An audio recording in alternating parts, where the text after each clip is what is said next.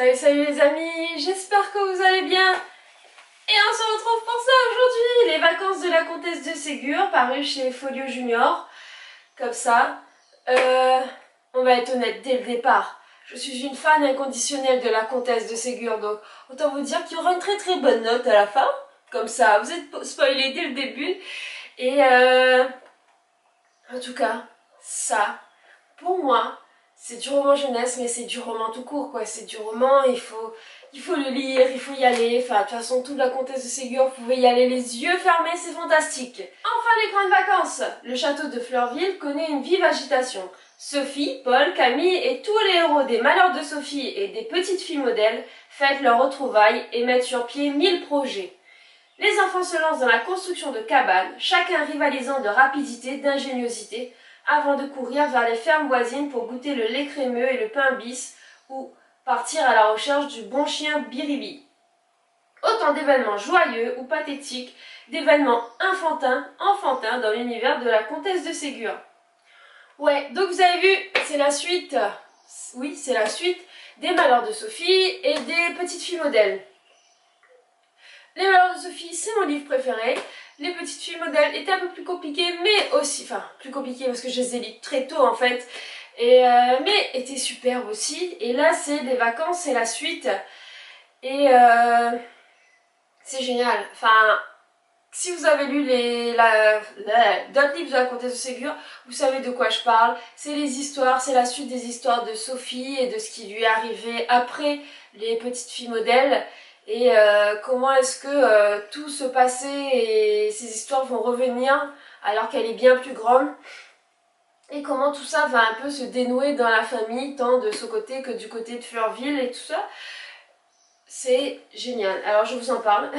Voilà, j'ai bien dit souvent que c'est génial, je vais vraiment vous en parler maintenant. Alors pour le début de l'histoire, j'ai mis un 4 sur 4, on est d'accord, parce que cette ambiance, ce contexte historique, cette façon d'amener les événements, on est de suite dedans.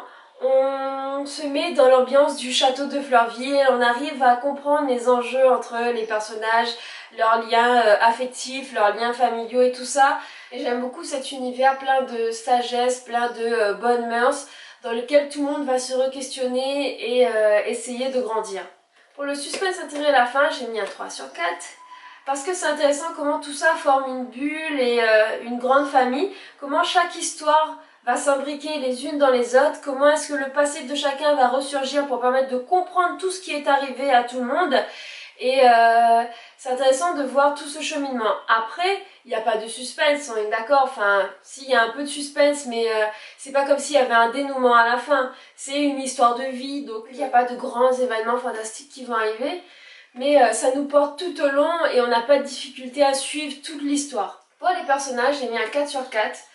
Parce que je trouve que tous les personnages ont des caractères bien définis, ont leur bon côté comme leur mauvais côté, sont suffisamment bien amenés et décrits que les interactions entre les personnages sont très vraisemblables, elles sont authentiques et que chacun va évoluer dans sa posture et dans ce qu'il perçoit comme de bien et de mal et comment est-ce que chacun va faire évoluer son caractère. Les personnages sont tous, on arrive à tous les investir et ils sont tous assez très attachants, sauf certains, hein. Enfin on est d'accord que c'est pas non plus le monde des bisounours, mais j'aime beaucoup cette façon d'amener les personnages. Pour l'originalité, j'ai mis un 3 sur 4, parce que j'aime beaucoup cette façon dont la comtesse de Ségur va narrer sa vie. Enfin, Sophie c'est normalement la comtesse de Ségur, on est d'accord, et elle va nous raconter sa vie, nous raconter... en fait, ce sont des histoires qu'elle a écrites pour ses petits-enfants, pour leur expliquer un peu sa vie et tout ça. Donc ça a été romancé, mais c'est elle qui écrit pour ses petits-enfants. Et j'aime beaucoup ce ton qu'elle donne, et notamment cette façon de décrypter les mœurs et de chacun se re-questionner sur la façon de faire, sur la bonté du cœur de chacun et de comment tout le monde, même malgré ses défauts, peut changer et évoluer. Donc j'aime beaucoup la façon dont tout ça est amené sans que ce soit moralisateur.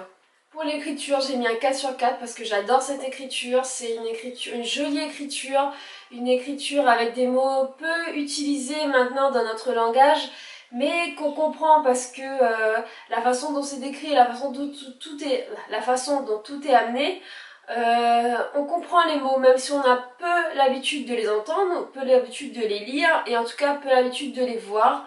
Donc c'est forcément très agréable à lire.